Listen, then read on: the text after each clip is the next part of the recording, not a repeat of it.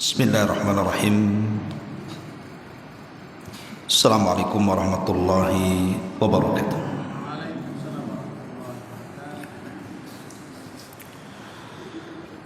Alhamdulillah wassalatu wassalamu ala Rasulillah wa ala alihi wa sahbihi wa mawalah wa la hawla wa la quwwata illa billahi wa ba'du. Alhamdulillah, di pagi menjelang siang ini kita masih bisa duduk untuk menghadiri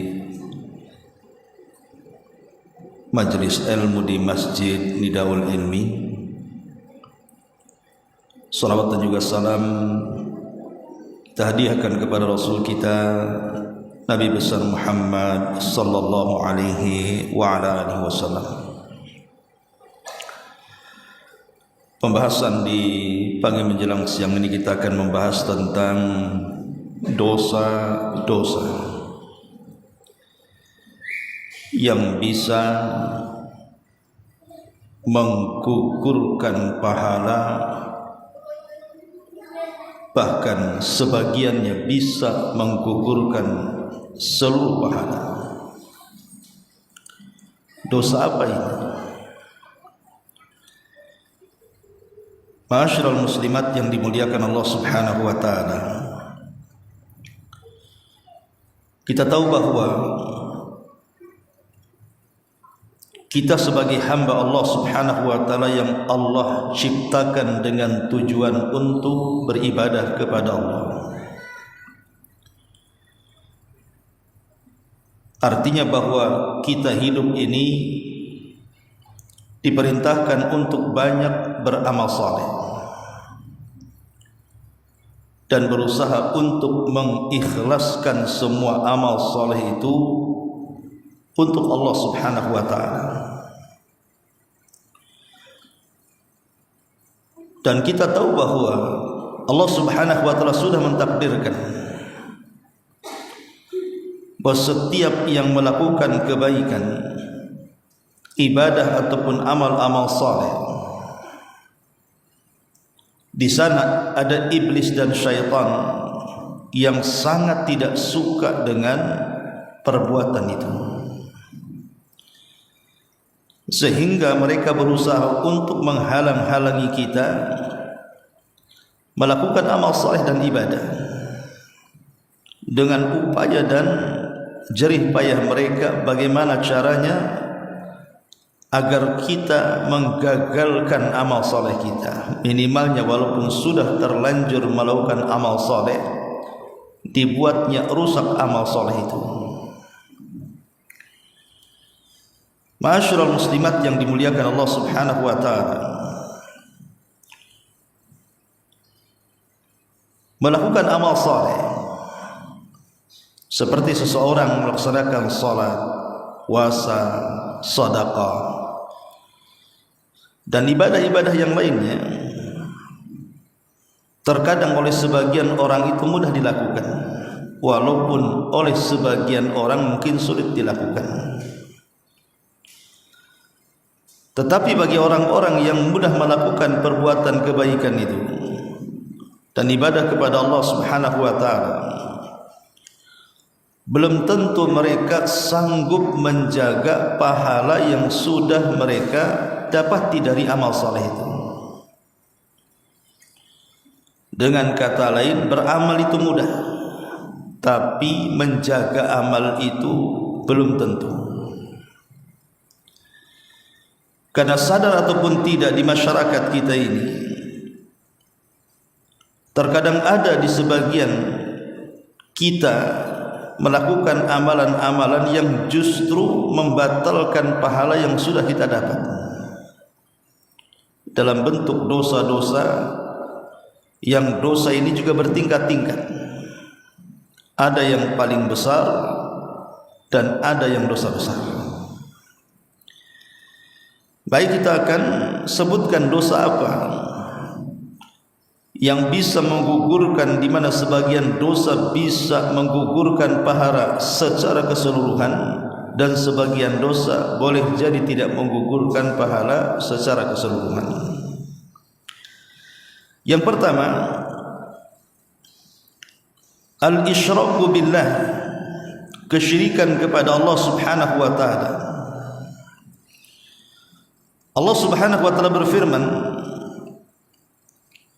laqad uhiya ilaika wa ilal ladzina min qablika la in asyrakta la yahbatanna 'amaluka wa la takunanna minal khasirin. Dan sungguh telah diwahyukan kepadamu dan kepada orang-orang sebelummu, jika engkau wahai Muhammad melakukan kesyirikan, sungguh akan lebur amalanmu dan engkau termasuk orang yang rugi. Kalau ayat ini menegur Nabi kita Muhammad sallallahu alaihi wasallam, kalau sekelas Nabi sallallahu alaihi wasallam saja melakukan kesyirikan, habis semua amalnya dan dia termasuk orang-orang yang rugi, padahal predikat dia seorang nabi dan rasul, bahkan dosanya sudah diampuni yang telah, yang sedang dan yang akan datang.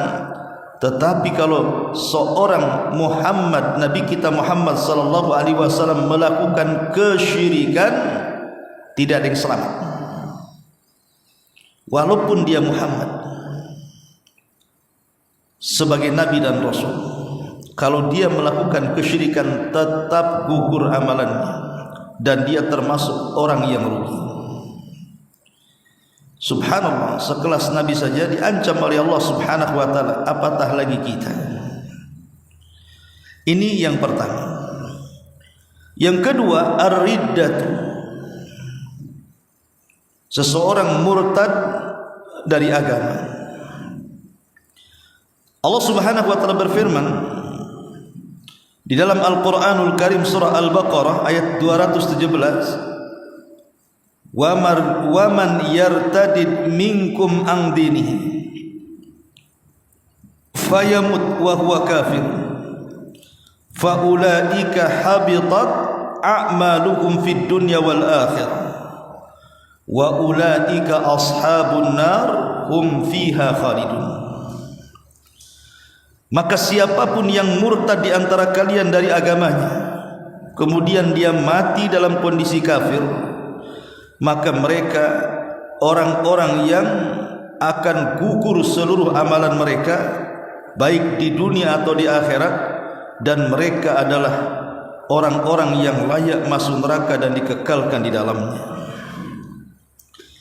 Lihat di sini Allah Subhanahu wa taala mengatakan faulaika habitat a'maluhum, maka amal-amal mereka sia-sia, akan dihancurkan oleh Allah Subhanahu wa taala. Maka murtad ini bukan perkara biasa. Akan tetapi ketika zaman itu jauh dari Nabi dan jauh daripada ilmu dan menyebarnya kejahilan, murtad ini terkadang dianggap biasa. Murtad ini terkadang seolah-olah orangnya tidak merasa itu dosa besar yang menghilangkan semua amalan. Lihat di Batam ini saja, banyak orang-orang yang murtad itu karena faktor ekonomi, entah karena faktor pernikahan, mungkin suaminya orang bule sana, atau orang-orang kaya yang non muslim menikah hanya karena harta, hanya karena rumah mewah, hanya karena kendaraan megah, hanya karena tanah luas dan begitu seterusnya. Dan itu terjadi. Banyak sekali kasus-kasus orang yang pindah agama di sini. Mereka tidak sadar bahwa orang murtad itu habitat a'malu, habis amal mereka.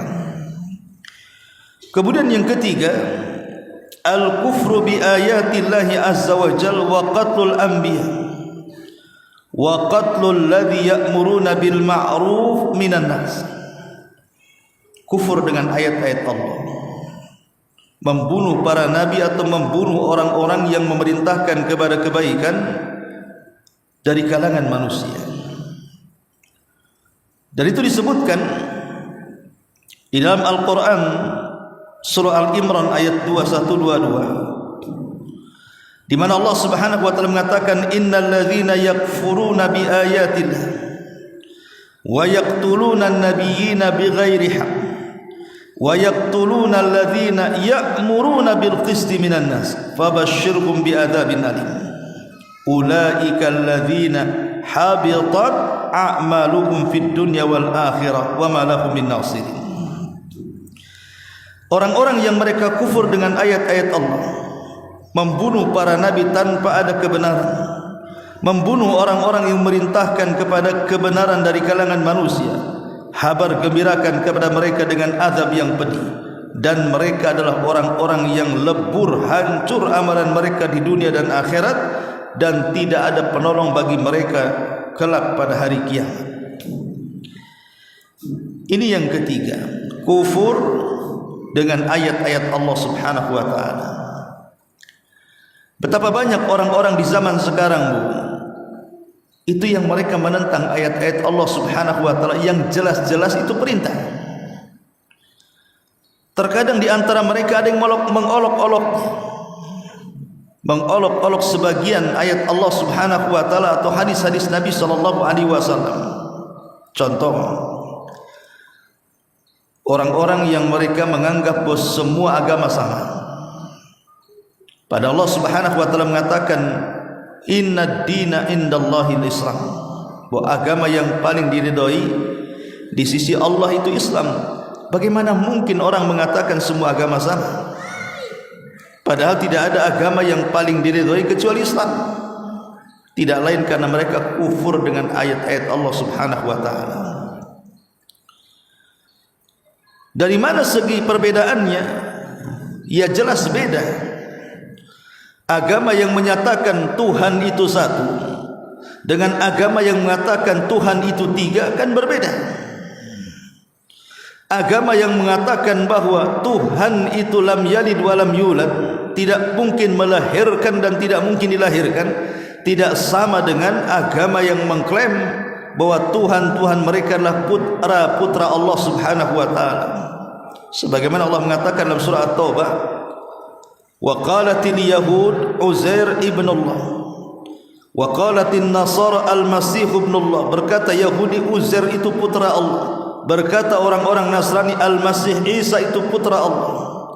Maka akan berbeda dengan agama yang mengatakan lam yalid wa lam yulad, tidak dilahirkan dan tidak melahirkan. Ma'asyiral muslimat yang dimuliakan Allah Azza wa Jalla, maka orang-orang yang mengatakan semua agama sama, atau seseorang itu bebas memilih agamanya, tidak ada paksaan, maka ini juga kekufuran.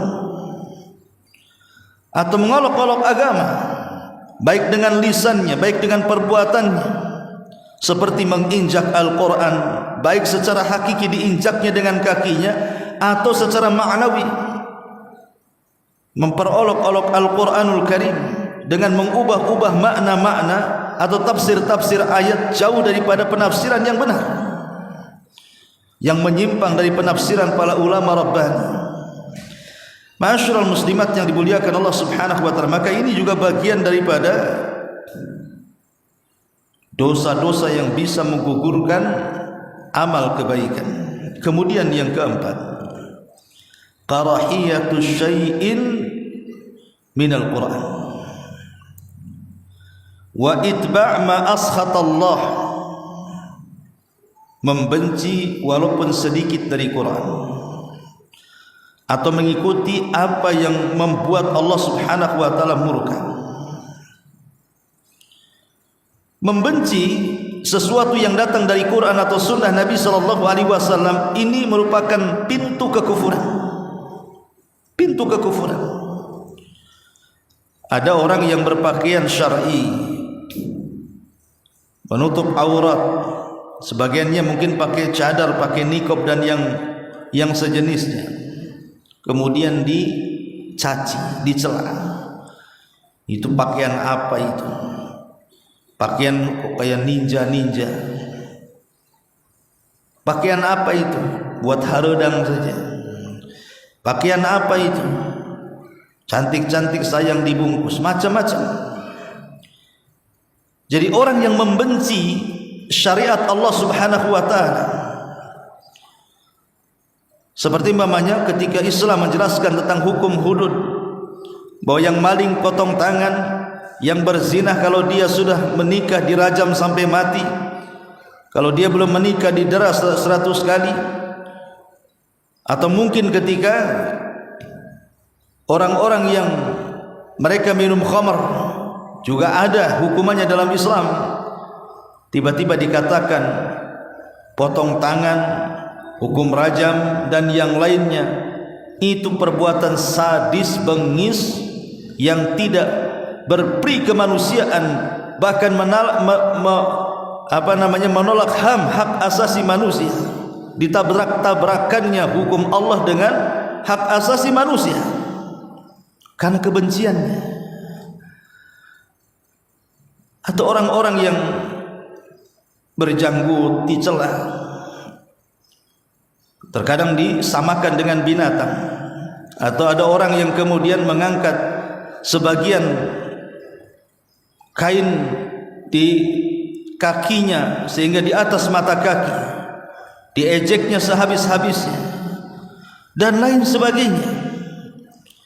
Jadi orang yang membenci sedikit saja dari Quran atau dari sunnah Nabi SAW dan mengikuti apa yang membuat Allah murka, maka ini bagian daripada menggugurkan amalannya.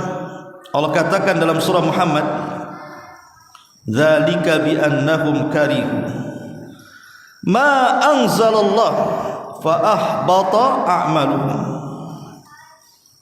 Itulah ketika mereka sangat membenci apa yang Allah Subhanahu wa taala turunkan, maka amal-amal mereka digugurkan Allah Subhanahu wa taala. Maka jangan sampai kita membenci sedikit pun dari Al-Quran dan Sunnah Nabi sallallahu alaihi wasallam, karena akibatnya fatal, bisa menggugurkan amal kita. Kemudian yang kelima, an-nifaq, perbuatan nifaq, kemunafikan, menampakkan keislaman tapi menyembunyikan kekafiran.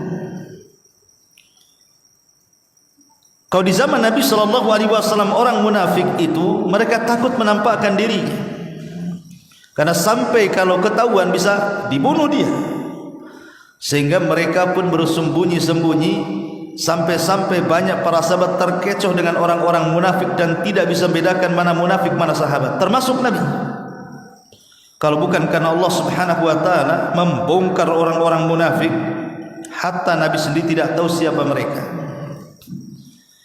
Tapi Allah Subhanahu wa taala Maha mengetahui, diberitahu nama-namanya. Dan Nabi sallallahu alaihi wasallam memanggil Hudzaifah bin Yaman, sirrun Nabi, pemegang rahasia Nabi, untuk mencatat, dan tidak boleh ada yang tahu siapapun manusia kecuali dia dan Nabi sallallahu alaihi wasallam. Artinya di zaman Rasul orang munafik itu takut untuk terang-terangan. Tapi di zaman sekarang munafik itu terang-terangan, bahkan punya channel di YouTube, punya channel di TikTok, di Instagram, di apa. Untuk apa? Live dalam rangka menghina Islam. Padahal dia mengaku Islam, tapi dia hina Islam terang-terangan. Ma'asyiral muslimat yang dimuliakan Allah Subhanahu wa taala. Dan itu banyak di negeri kita ini,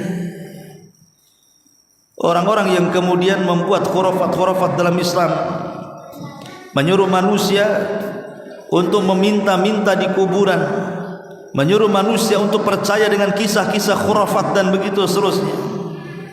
Anda sedang merusak Islam atau sedang memperbaiki Islam? Ma'asyiral muslimat yang dimuliakan Allah Azza wa Jalla. Kemudian yang keenam, musyaqqaqatur Rasul sallallahu alaihi wasallam atau mukhalafatu awamiri. Orang yang berusaha untuk menyelisihi Rasul atau perintah-perintah Rasulullah sallallahu alaihi wasallam. Allah Subhanahu wa taala berfirman, innal ladzina kafaru wasaddu an sabilillah wa syaqqur rasula min ba'di ma tabayyana lahumul huda lan yadhurrullaha syai'a wa sayuhbitu a'malahum.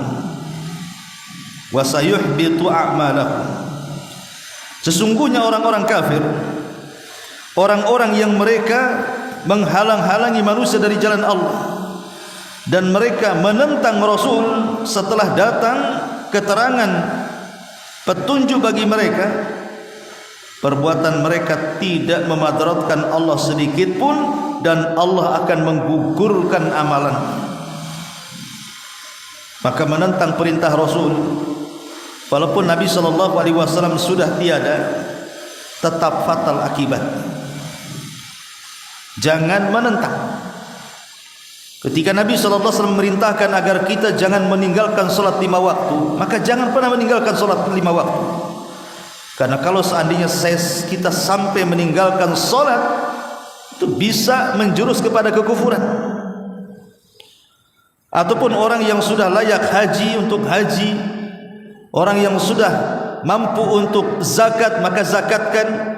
Ada orang yang sanggup untuk berpuasa Ramadan maka wajib berpuasa. Apapun perintah Nabi SAW, maka jangan sampai kemudian kita selisih, karena menyelisihi perintah Nabi SAW bisa menggugurkan amal.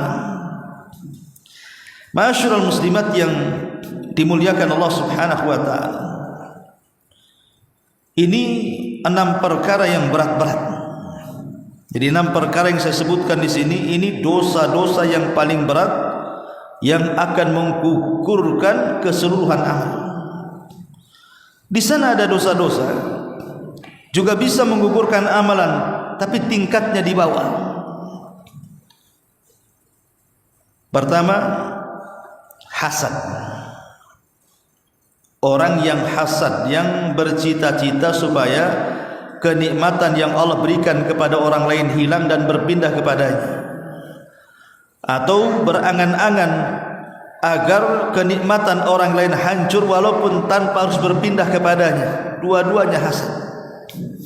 Dan hasad ini penyakit masyarakat,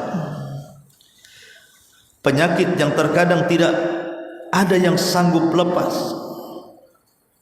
sampai kepada orang-orang yang sudah hijrah sekalipun masih juga bisa hasad. Oke lah kalau orang-orang awam yang mereka jarang hadir di majelis ilmu, yang belum hijrah, mungkin bahasa kita mungkin kurang ilmu sehingga mereka masih menampakkan hasad mereka.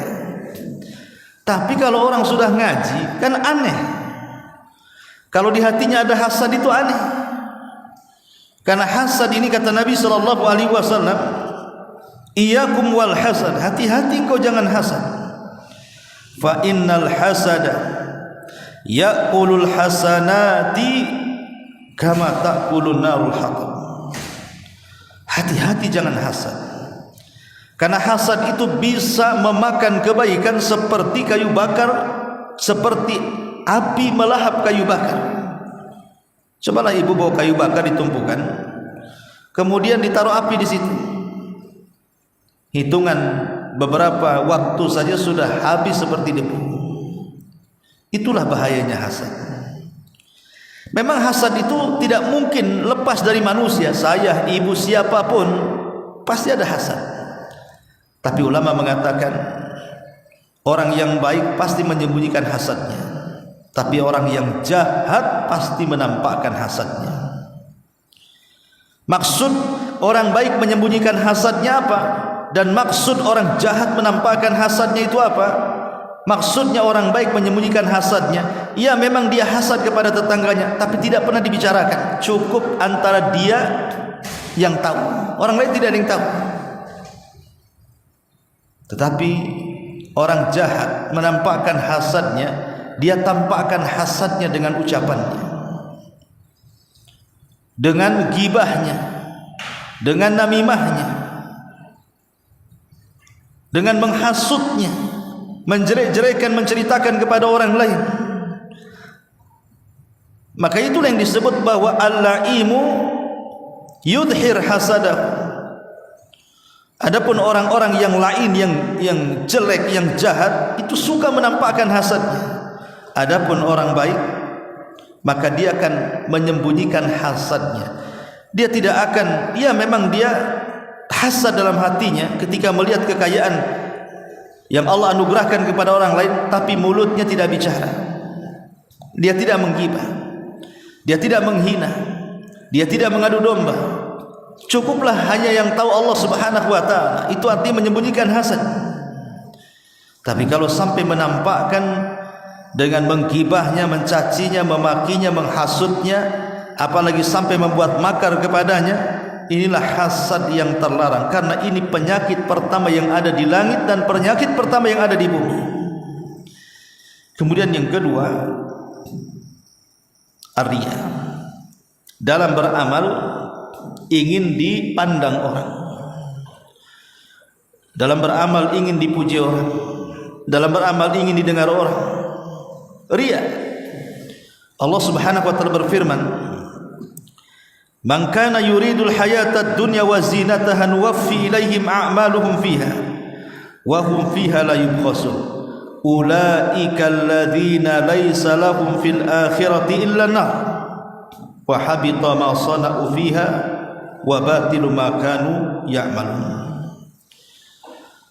Di dalam surah Hud ayat 15-16 Allah mengatakan, siapapun yang menghendaki kehidupan dunia dalam amalannya atau perhiasannya, kami akan cukupkan amalan mereka di dalamnya dan mereka tidak mungkin dirugikan. Tapi mereka orang-orang yang tidak akan ada balasan di akhirat kecuali neraka, dan akan digugurkan apa yang mereka telah lakukan di dalamnya, dan semua amalnya dianggap batil di sisi Allah Subhanahu wa ta'ala. Subhanallah. Riya ini juga tak kalah bahayanya dibandingkan hasad. Bahkan ini penyakit yang dikhawatirkan Nabi SAW. Karena riya ini sadar ataupun tidak sadar, Bu, ini penyakit-penyakit tersembunyi. Karena riya ini terkadang datangnya itu tiba-tiba begitu saja, tahu-tahu datang saja. Ketika ibu sudah ikhlas dari rumah itu memang ingin sedekah, di tengah jalan nampak berjumpa dengan kawan. Mulai setan datang menggosok-gosok hatinya, kasih tahu, kau mau sedekah, katanya. Mulailah cerita dengan kawannya. Ketika ditanya, mau kemana om? Ini mau ngantarkan sedekah. Ini kan awalnya sebenarnya ikhlas pulang, berangkat dari rumah membawa sedekah itu untuk disampaikan kepada fakir miskin umpamanya atau anak yatim. Tidak ada niat riya sama sekali. Gara-gara di tengah jalan ketemu kawannya, nyapa mau kemana gitu ya, setan masuk. Mau kemana om? Ini mau ngantar sedekah. Padahal ibu kan bisa saja mengatakan mau kemana itu, mau ke depan. Ke depan kemana? Ke depan pokoknya. Itu ke rumah si Anu. Bisa saja bukan?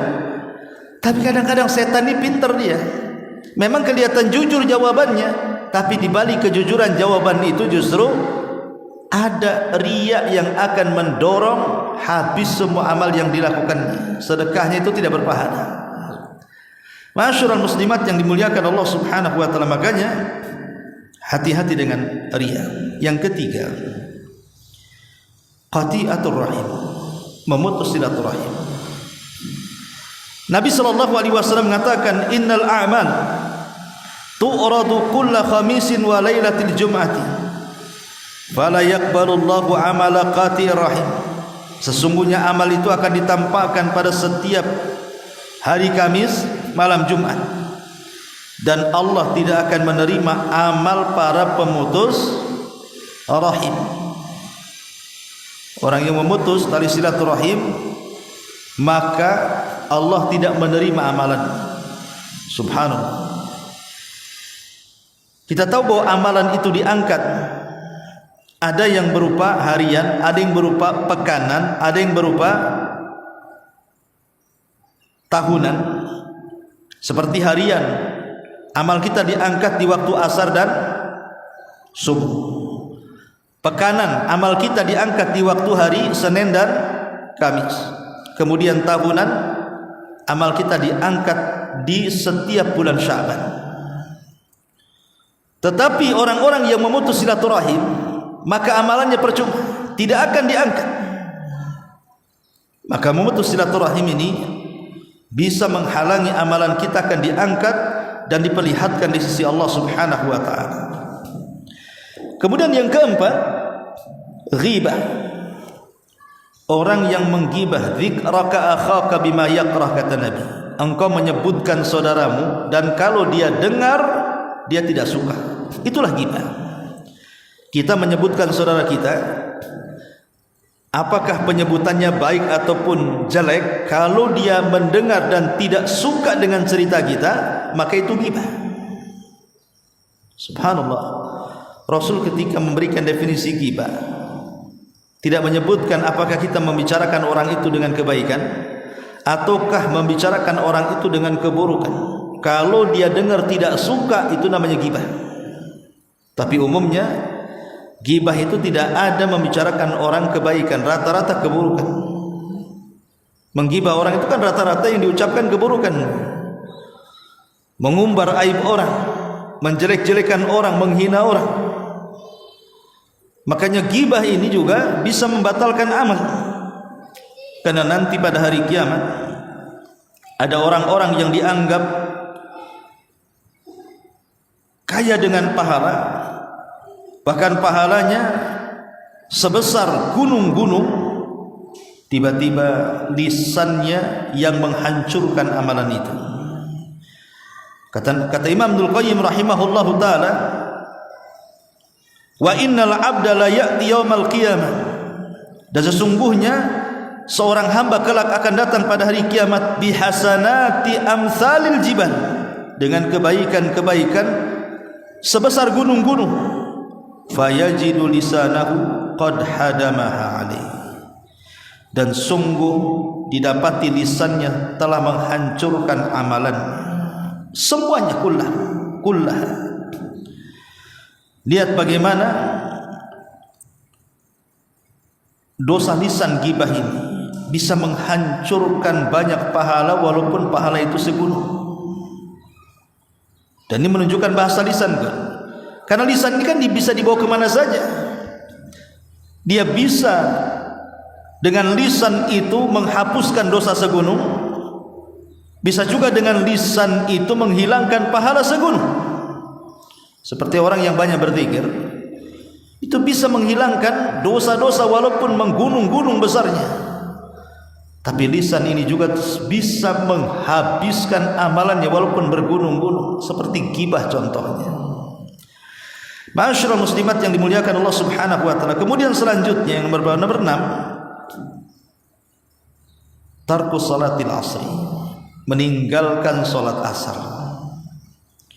Hati-hati meninggalkan salat asar, karena salat asar ini adalah satu di antara 5 salat yang disebut dengan salatul wusta, yang Allah katakan hafidhu ala salawati was salatil wusta, jaga oleh kalian 5 waktu salat, terutama salat wusta. Kata Rasul, man taraka salatal asri faqad habita amaluhu, siapapun yang meninggalkan salat asar maka habis amalannya, kata Nabi.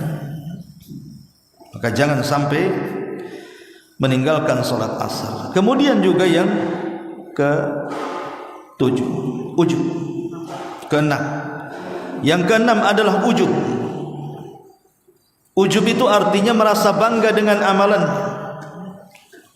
Makanya ada istilah para ulama, kalau ada orang yang tidak pernah bermaksiat, hidupnya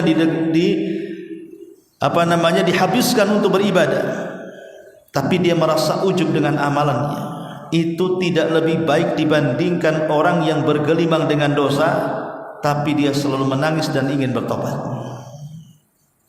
Saya ulangi, ada orang yang menghabiskan hidupnya untuk ketaatan. Salat tinggal, tidak pernah tinggal. Puasa tidak pernah tinggal. Tahajud tidak pernah tinggal. Sedekah tidak pernah tinggal. Silaturahim, sebutkan kebaikan, dia tidak pernah tinggal. sempurna dengan kebaikan, tapi hatinya ujub, merasa lebih hebat dibandingkan orang, merasa lebih baik dibandingkan orang. Yang seperti ini kata Rasul, kata para ulama, tidak lebih baik dibandingkan orang yang bergelimang dengan dosa tetapi selalu menangis karena takut kepada Allah dan ingin bertobat. Karena ujub ini adalah perbuatan iblis, dosanya iblis yang mengatakan di hadapan Adam, ana khairum minhu, saya lebih baik dibandingkan si Adam. Ujub. Maka jangan sampai ujub. Kemudian yang nomor 7, at-ta'ali 'ala Allah. At-ta'ali 'ala Allah, kurang ngajar dengan Allah Subhanahu wa taala atau melampaui batas dari batasan yang Allah sudah batasi. Seperti mudah memponis orang, merasa kita lebih baik dari orang, akhirnya kita ponis orang. Si anu itu sholat pun tidak, langsung neraka dia. Si anu bakhil, nggak pernah lihat sedekah, neraka dia. Jadi memponis-ponis orang, dimasukkan ke neraka. Ini bahaya, karena yang berhak memasukkan orang ke neraka bukan kita, Allah Subhanahu wa taala. Dia yang punya neraka. Makanya kenapa Nabi SAW ketika menjelaskan tentang dua manusia, yang satu ahli ibadah, yang satu ahli maksiat, yang ahli ibadah ini mengatakan kepada ahli maksiat, wallahi la yaghfirullahu lak, wallahi la yunjika minan nar. Demi Allah, Allah tidak akan mengampuni dosamu, atau demi Allah, Allah tidak akan mengeluarkan kamu dari api neraka. Maka setelah keduanya meninggal, yang ahli ibadah Allah masukkan ke neraka, yang ahli maksiat Allah masukkan ke surga. Kenapa? Karena kemaksiatannya tidak sampai kepada tingkat kufur dan syirik. Dia masih bisa bertobat, dan tahta masyiatillah, dosanya masih di bawah kehendak Allah. Kalau Allah mau, Allah ampuni; kalau Allah mau, Allah tidak ampuni. Tapi orang ini sudah memponis orang, Allah tidak akan mengampuni dan Allah akan masukkan dia ke neraka, padahal dia tidak tahu bahwa Allah justru mengampuni dan masukkan ke surga. Itu namanya at-ta'adi 'ala Allah, sombong dengan Allah Subhanahu wa taala. Kemudian yang nomor 8 juga at-takdzib bil qadar, mendustakan takdir. Kalau seandainya ibu tertimpa musibah, kenapa si aku saja ketimpa? Kalau melihat anak kita sakit, anak orang sehat, kenapa si anak aku sakit, anak orang sehat?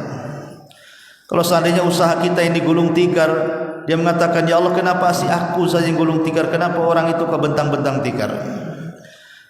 Kalau umpamanya seseorang itu mungkin ada kematian dari orang yang tercinta, dia mengatakan, kenapa dia mesti yang mati, kenapa enggak si anu saja yang mati? Menolak takdir, mendustakan takdir. Maka ini juga bisa menggugurkan amal, at-takdzibu bil qadar. Ma'asyiral muslimat yang dimuliakan Allah Subhanahu wa taala, termasuk juga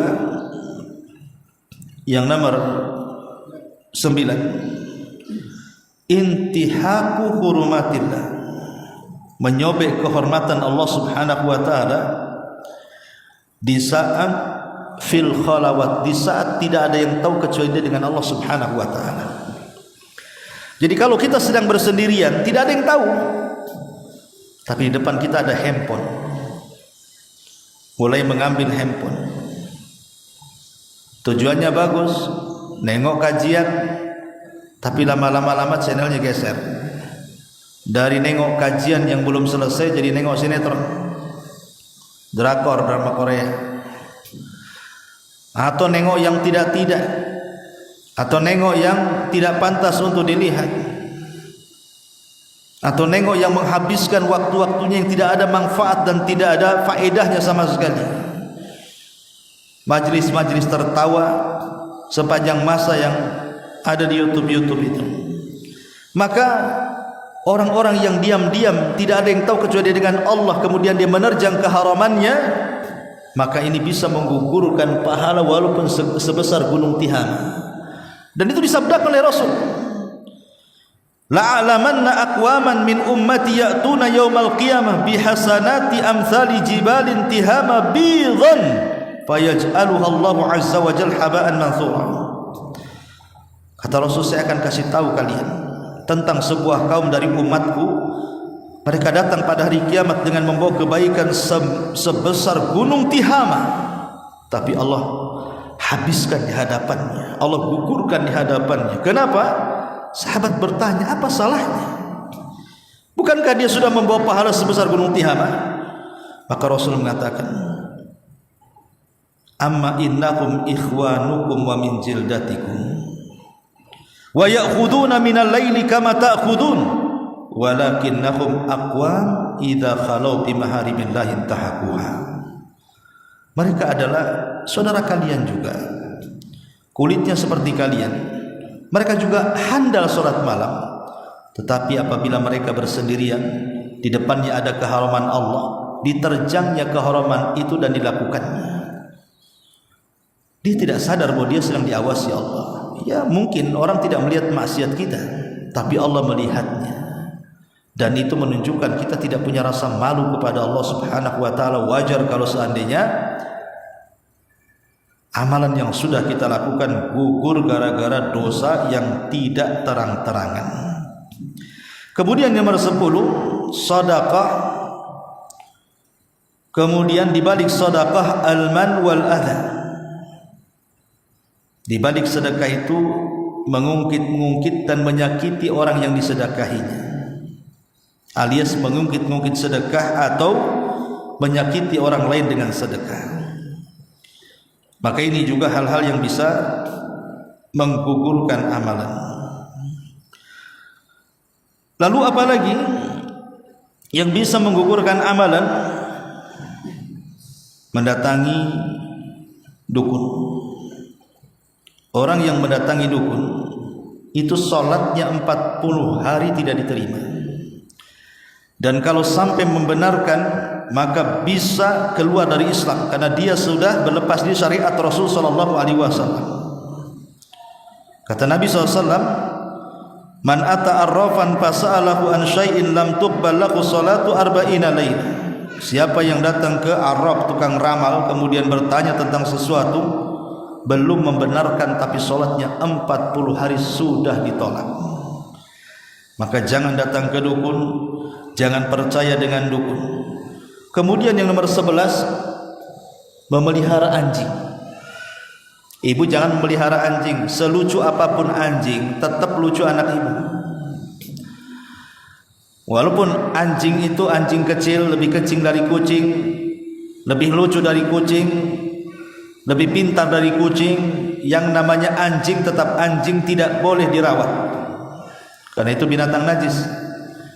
Ini lihat bagaimana Rasul mengatakan, manik tana kalban laisa bikalbi saydin wala masyiatin wala ardin fa innahu yanqusu min ajrihi qiratan yaumal qiyamah, qiratan kulla yaumin.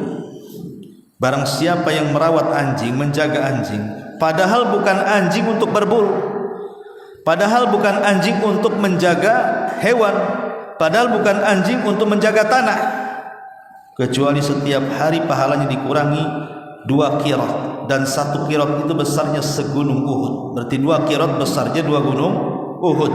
Lihat, pahala jelas hilang setiap hari 2 gunung Uhud, padahal amal kita dalam sehari belum tentu dapat seperti gunung Uhud. Maka jangan memelihara anjing, kecuali 1 anjing berburu, 2 anjing untuk menjaga binatang yang lain seperti peliharaan kambing, penggembala butuh anjing untuk supaya merawat mereka, atau menjaga tanah, menjaga rumah untuk supaya tidak ada maling dan begitu seterusnya. Maka selain anjing-anjing ini tidak boleh dirawat. Kemudian juga yang nomor 12, zulmul akharin, melakukan kezaliman kepada orang. Melakukan kezaliman kepada orang seperti mencaci orang, memaki orang, merendahkan orang, menggibah orang, namimah dengan orang, atau dengan fisik memukul, menendang, meludahi, atau bahkan nyawanya diambil dia, dibunuhnya orang itu. maka kezaliman akan menjadi kebangkrutan pahala pada hari kiamat.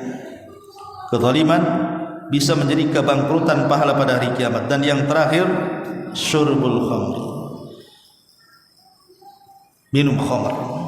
Kata Nabi SAW, man syaribal khamra wa saqira lam tuqbal lahu salatu arba'ina sabahan. Siapa yang minum khamr kemudian mabuk, tidak akan diterima salatnya selama 40 pagi. Wa in mata dakhalal jannah, kalau mati masuk neraka. Fa in taba taballah, tapi kalau dia bertobat Allah terima tobatnya. Inilah di antara dosa-dosa yang bisa menggugurkan amal, baik di dalamnya menggugurkan amal secara keseluruhan atau boleh jadi sebagian. Wallahu a'lam bishawab. Sebelum saya tutup, mungkin ada yang bertanya, silakan.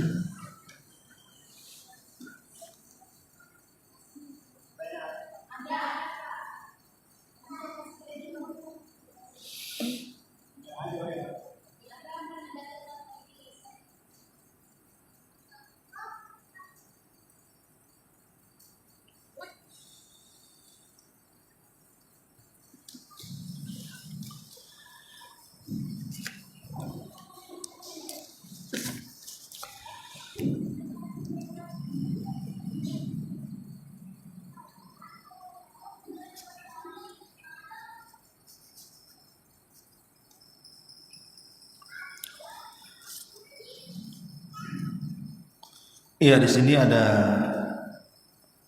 dua pertanyaan.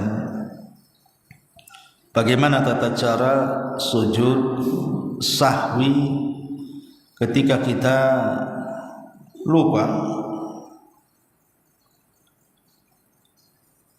akan hitungan rakaat salat? Apakah dilaksanakan sebelum salam atau setelah salam? Syukran, barakallahu fikum, barakallahu fikum. Taib. Tentang masalah tata cara sujud sahwi, kita tahu bahwa sujud sahwi itu penyebabnya 3 macam. Pertama karena penambahan, yang kedua karena pengurangan, yang ketiga karena keraguan. Yang menyebabkan orang sujud sahwi itu 3: menambah salat, menambah rukun gitu ya, rakaat, atau mengurangi, atau ragu-ragu.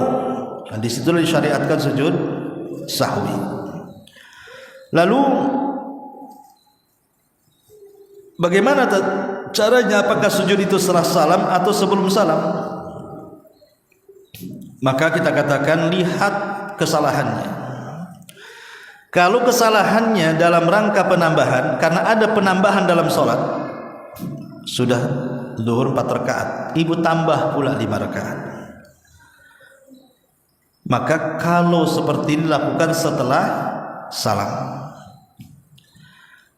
Kemudian yang kedua, pengurangan, baru 3 rakaat sholat zuhur ibu sudah salam, diingetin kurang serakaat, akhirnya ibu bangkit menyempurnakan yang serakaatnya, maka lakukan sujud sahwi sebelum salam. Itulah bedanya. Kalau penambahan setelah salam, kalau pengurangan sebelum salam. Wallahu a'lam. Adapun pertanyaan yang kedua, Ustaz, uzur apa saja yang membolehkan kita menjama' dan mengqashar salat? Karena kesibukan tidak melihat jam hingga terlewat waktu sholat zuhur. Karena teringat sudah hampir masuk waktu sholat asar, apakah hal itu termasuk dosa yang bisa menghilangkan pahala? Harus dibedakan antara qashar dan jama', Bu ya. Kalau qashar itu hak musafir. Ingat, qashar itu dia adalah hak orang yang safar. Orang yang mukim tidak boleh qashar. Kayak kita ini kan tidak kemana-mana, di rumah nggak boleh qashar, karena qashar itu hak musafir, boleh dilakukan ketika safar saja. Tapi kalau jama' itu tidak mesti safar, orang mukim pun boleh melakukannya karena jama' itu terkait dua-duanya, bisa dilakukan ketika safar, bisa dilakukan ketika mukim. Seperti umpamanya ketika dia safar, maka safar itu membolehkan seseorang jama'. Ataupun orang sakit dengan sakit yang parah sehingga kurang istirahat, kalau setiap waktu dia bangun, setiap waktu bangun, minum berwudu kemudian salat, sehingga mengganggu istirahat dia, sehingga melambatkan kepulihannya, melambatkan memulihkan dia dari kesehatannya, maka boleh dijama' supaya cukup istirahatnya dan supaya cepat sembuh. Atau mungkin kita berada di tempat yang banyak najisnya, umpamanya di tempat pembuangan sampah, kita tidak bisa keluar dari situ, maka kita boleh menjama'. Ataupun mungkin dalam kondisi kita berada di pesawat, maka kita boleh menjama'. Umpamanya naik pesawatnya jam 9 pagi, sampai sananya jam 4 sore, kan nggak mungkin kita turun, paksa kita jama' ya di pesawat ataupun ketika turunnya.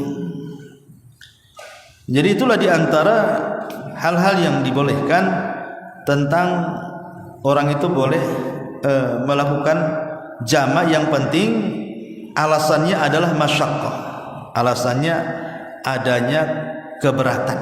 Kalau dikerjakan sholat itu sendiri-sendiri sesuai dengan waktunya, ada rasa keberatan, ada acara ya, supaya agak ringan dijama' aja lah biar acaranya lancar gitu ya. Wallahu alam. Ini diantara alasan-alasan bolehnya menjama' atau mengqashar salat. Baik, sampai di sini mudah-mudahan manfaatnya. Subhanaka wa bihamdika asyhadu an la ilaha illa anta astaghfiruka wa atubu ilaik. Allahu ta'ala alam. Assalamualaikum warahmatullahi wabarakatuh.